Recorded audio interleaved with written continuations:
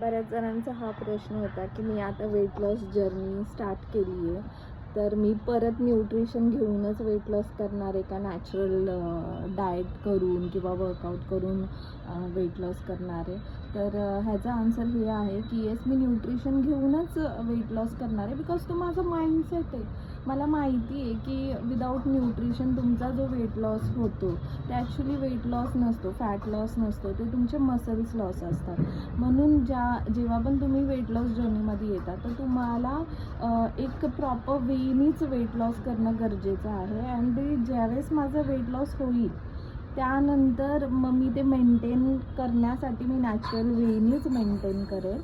आणि मला अजून एक गोष्ट सांगायची आहे की आता माझी कोच आहे ना, तिने पण तिचा वेट लॉस स्टार्ट केला आहे. तिने ऑलरेडी 25 KGचा वेट लॉस केलेला आहे. आणि तरी पण म्हणजे ती असं बोलते की प्रत्येकाला आपलं वर्जन नाही का अपडेट करायचं असतं, आणि आता ती तिच्या न्यू वर्जनला अपडेट करत आहे. आणि मी आणि ती आम्ही दोघी मिळून ते करणार आहोत. तिला पण 10 KG वेट लॉस करायचं आहे, मला पण 10 KG वेट लॉस करायचं आहे, आणि आम्ही दोघी एकमेकींना नाही का चिडवून हा वेट लॉस करणार आहोत. आणि मला असं म्हणायचं आहे की फ्रेंडशिपमध्ये नाही का एकमेकांना चिडवलं तर पाहिजेलच. तुम्ही जर चुकत असाल, तुम्हाला तुमची चुकी दाखवणं हे खूप जास्त गरजेचं असतं. तुम्ही त्यांच्या चुकीवरती पडदा नाही घालू शकत, तर ती तुमची फ्रेंडशिप नाही.